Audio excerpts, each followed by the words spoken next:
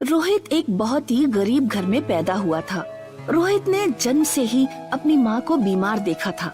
उसके पिता अक्सर काम की तलाश में जाते, लेकिन खाली हाथ ही वापस लौटते। क्या आज भी आपको कोई काम नहीं मिला? नहीं पुष्पा, आज भी मुझे कोई काम नहीं मिला। गांव में कोई मुझे काम ही नहीं देता, क्योंकि मेरे पिता एक चोर थे।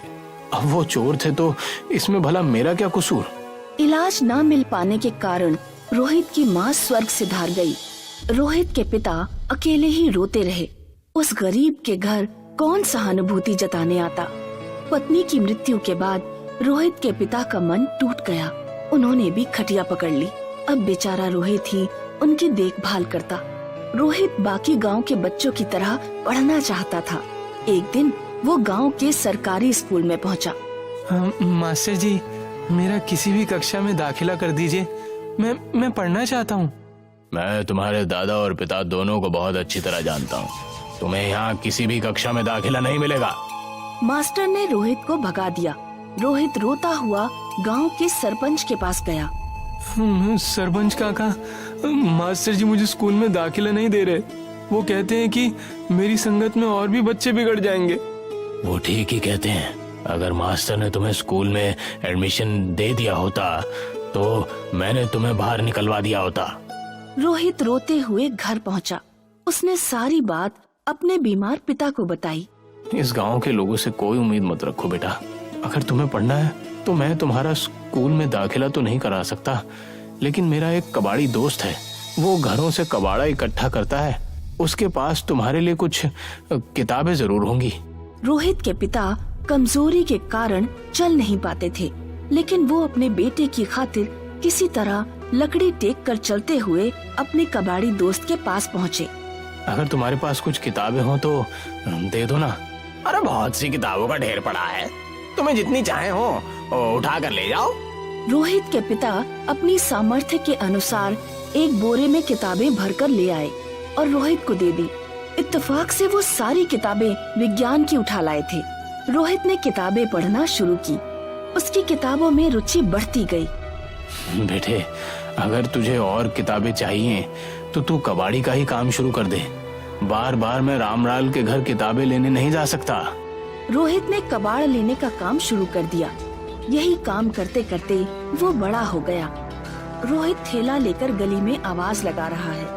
कॉपी, किताबें, न्यूज़पेपर की रद्दी बेचो। सिलेबस की किताबें पढ़ने का मन ना हो तो उन्हें भी बेचो। रोहित सरपंच के घर के पास से गुजर रहा था। तभी सरपंच की बेटी बाहर निकल आई। तुम ये किस तरह की आवाजें लगा रहे हो? अरे बहुत से लोग अपने घरों में किताबों का ढेर इकट्ठा करके रख लेते हैं, लेकिन उन्हें पढ़ते नहीं।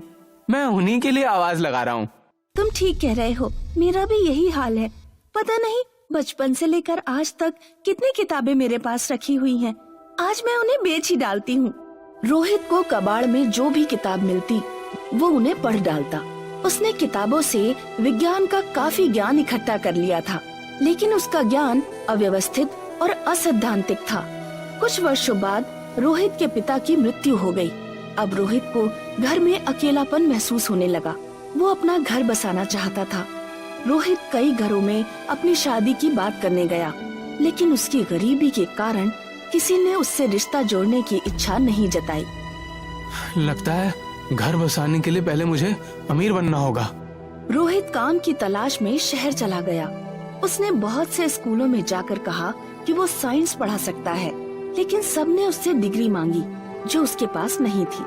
सर, मैं बच्चों को साइंस पढ़ा सकता हूँ। क्या आपके स्कूल में साइंस टीचर की जरूरत है? तुमने कहाँ से शिक्षा हासिल की है? अपने सर्टिफिकेट दिखाओ। सर, मेरे पास कोई सर्टिफिकेट तो नहीं है। मैंने तो कबाड़ी की किताबों से ही ज्ञान हासिल किया है। निकल जाओ यहाँ से। पता नहीं कहाँ कहाँ से चले आते हैं। उसके पास पैसे भी नहीं बचे थे। वो थक हार कर सड़क पर एक बंगले के सामने पेड़ की छाया में बैठ गया। अरे बेटा, कौन हो तुम? जाओ यहाँ से, सर आते ही होंगे। अरे भाई, क्या किसी को सड़क पर बैठने की भी इजाजत नहीं? ये गरीबों के लिए ये दुनिया इतनी कठोर क्यों है? सिक्योरिटी गार्ड और रोहित बात कर ही रहे थे कि तभी वहाँ बंगले के मालिक की कार आ गई। अरे कौन है ये? तुम इसे क्यों डांट रहे हो? अरे सर, पता नहीं कौन है ये और यहाँ क्या कर रहा है। सर, मेरा नाम रोहित है। मैंने कबाड़ी से किताबें इकट्ठे करके साइंस की नॉलेज हासिल की है, लेकिन डिग्री ना होने की वजह से मुझे कहीं काम ही नहीं मिल रहा। कार में बैठा आदमी एक वैज्ञानिक था। वो हर जगह रोबोटिक्स पर व्याख्यान देने जाता था। वैज्ञानिक खुद भी गरीब रहा था, इसीलिए उसे रोहित से हमदर्दी हुई। मुझे अपने लैब में एक असिस्टेंट की जरूरत है। तुम मेरे साथ काम कर सकते हो? वैज्ञानिक की लैब में कई रोबोट्स थे जिन्हें वो इंसानों जैसा बनाने की कोशिश कर रहा था। रोहित ने रोबोटिक्स पर ढेर सारी किताबें पढ़ी और एक्सपेरिमेंट्स भी करने सीखे। कुछ वर्षों की कड़ी मेहनत के बाद रोहित ने रोबोट बनाना और संचालित करना सीख लिया। गांव वालों ने मुझे और मेरे पिता को हमेशा चोर समझा। अब मैं उन्हें जरा मजा चखाता हूँ। रोहित गांव गया और उसने गांव में क्या क्या चल रहा है इसकी जानकारी हासिल की। मास्टर मुकेश, जिसने कभी रोहित को स्कूल में दाखिला नहीं दिया था, अपने बेटे के लिए लड़की ढूंढ रहा था। एक दिन गांव में एक बहुत ही सुंदर और फैशनेबल लड़की आई। जब वो गांव से गुजर रही थी तो पूरे गांव ने उसे देखा, लेकिन कोई भी उससे बात करने की हिम्मत नहीं जुटा पा रहा था। लड़की नदी किनारे जाकर बैठ गई। मास्टर का बेटा अरविंद पढ़ा लिखा था। वो नदी किनारे गया और उसने लड़की से बात करने की हिम्मत की। अब क्या आप गांव में किसी के घर में रिश्तेदार हैं? नहीं, मैं ये गांव घूमने आई हूँ, लेकिन यहाँ कोई होटल नहीं है जहाँ मैं ठहर सकूँ। अगर आपको कोई परेशानी ना हो तो आप मेरे घर रुक सकती हैं। पहले मुझे देखना पड़ेगा कि तुम्हारे घर प्राइवेसी है या नहीं। अरविंद लड़की को अपने घर ले गया और उसने लड़की को घर दिखाकर कहा, ये वाला पूरा कमरा आपके लिए।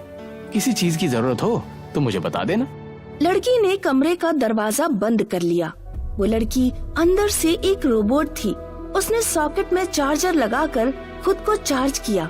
रोहित लैब में बैठा रोबोट के माध्यम से सब कुछ देख रहा था। इन रोबोट्स को चलाने में सबसे बड़ा चैलेंज चार्जिंग का है। अगर चार्जिंग डाउन हुई तो पोल खुल जाएगी।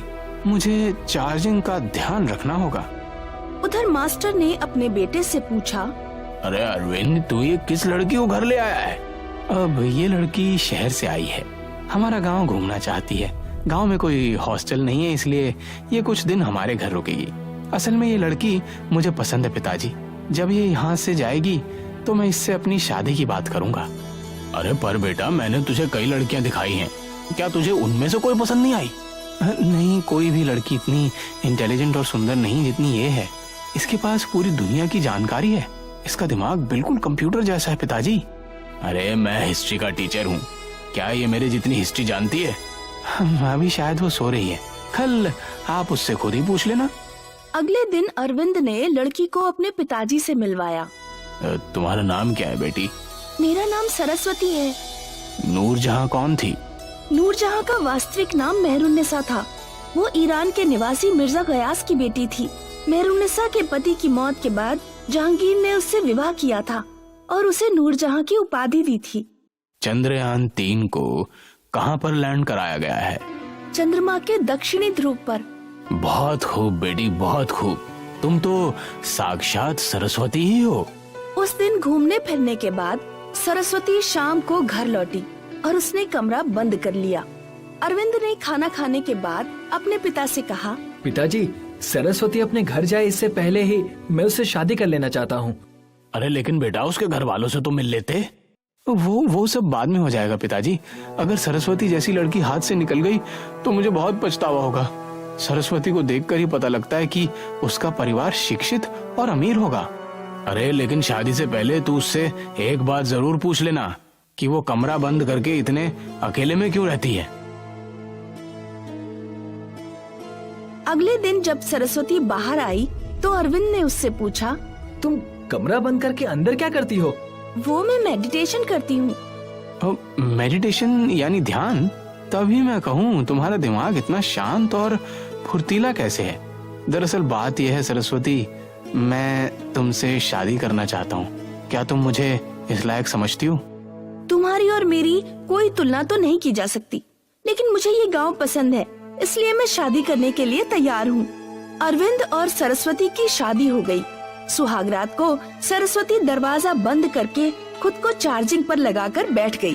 अब सरस्वती दरवाजा खोलो, पूरी रात मेडिटेशन करोगी?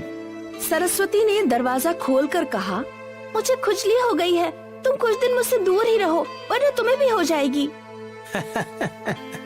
अरे ये अरविंद तो सरस्वती के पीछे ही पड़ गया है, अब जल्दी से टारगेट फिनिश करना होगा।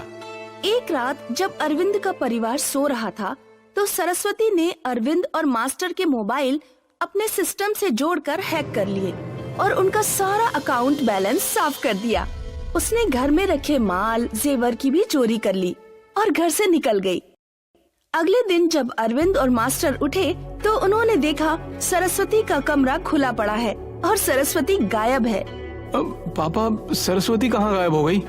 अरे कहीं किसी ने उसे किडनैप ना कर लिया हो। तुम पुलिस को फोन करो, मैं गांव में ढूंढता हूँ।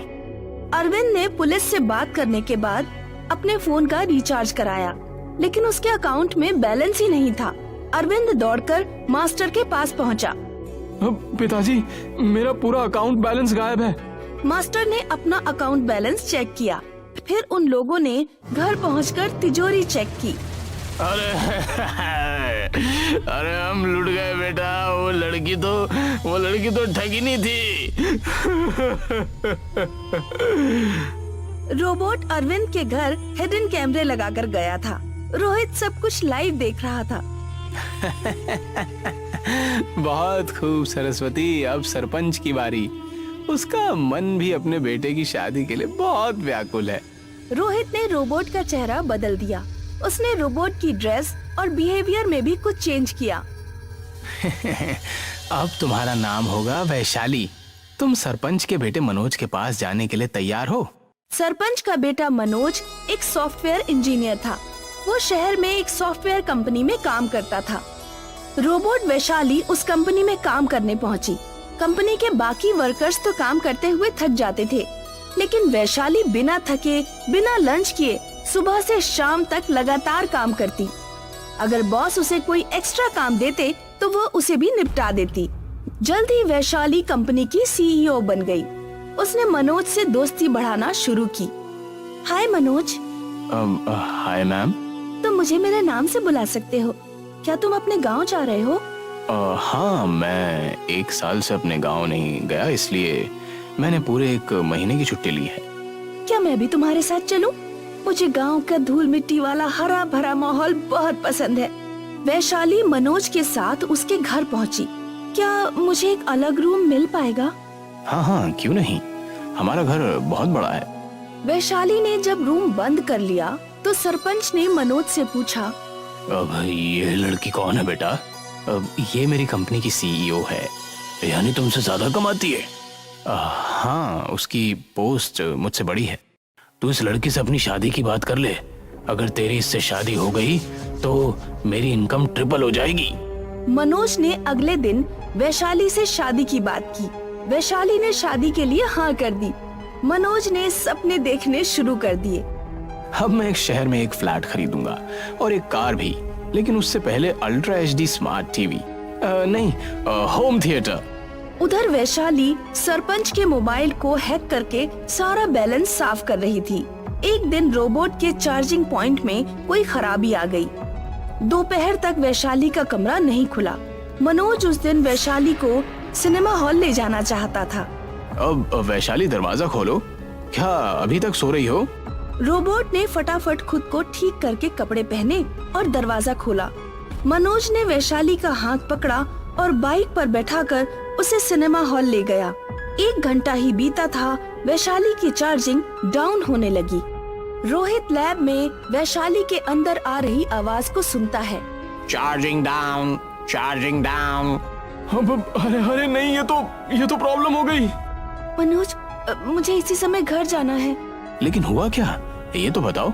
मुझे पीरियड्स आ रहे हैं, जल्दी घर चलो। वैशाली रास्ते में ही गिर पड़ी। मनोज ने जब वैशाली को उठाया तो वैशाली का एक जूता निकलकर गिर गया और रोबोट का पंजा दिख गया। फिर तो सारी पोल खुल गई। मनोज वैशाली को लेकर घर पहुंचा। पापा, ये लड़की नहीं, रोबोट है। किसी ने हमें उल्लू बनाया। अरे ये रहा इसका चार्जर। आज मैंने इसके कमरे की तलाशी ली थी, तब ये मुझे मिला। मेरे अकाउंट में एक भी रुपया नहीं है। इस रोबोट ने सारे पैसे किसी और बैंक अकाउंट में ट्रांसफर कर दिए हैं। खबर सुनकर मास्टर और अरविंद भी वहाँ पहुँचे। अरे सरपंच जी, हमें भी अपने घर में ऐसे ही चार्जर मिला। इस रोबोट ने हमें भी लूटा था। सरपंच ने साइबर पुलिस से पूरी छानबीन कराई तो पुलिस रोहित तक पहुंच गई। वो रोहित को पकड़कर गांव में लाई। अरे सरपंच जी, यही वो छोकरा है जो रोबोट को संचालित कर रहा था। अरे रोहित कबाड़ी वाला, तू? अब हाँ, मैं, तुम लोगों ने मुझे शिक्षा से वंचित रखा और मुझे और मेरे पिता को हमेशा चोर समझा, इसलिए तुम लोगों से बदला लेने के लिए मैंने ये सब किया। अरे सरपंच जी, इसे कड़ी से कड़ी सजा मिलनी चाहिए। जब ये पूरी जिंदगी जेल में सड़ेगा तो इसे मजा आएगा। तभी वहाँ सरपंच की बेटी आई। नहीं पापा, रोहित इंटेलिजेंट है। आप लोगों ने भी तो इसके साथ दुर्व्यवहार किया था, इसे माफ कर दीजिए। मैंने जब रोहित को अपनी किताबें बेची थी तभी मुझे रोहित से प्यार हो गया था। मैं इससे शादी करना चाहती हूँ। बेटी की वजह से सरपंच का गुस्सा ठंडा पड़ गया। ठीक है, मैं इसे माफ करता हूँ, लेकिन ऐसी हरकत दोबारा मत करना। अरे लेकिन हमारे पैसों का क्या? अरे आप सबके पैसे सुरक्षित हैं। वो तो बस मैं आप लोगों को सबक सिखाना चाहता था। रोहित ने मास्टर और सरपंच के पैसे वापस कर दिए और सरपंच की बेटी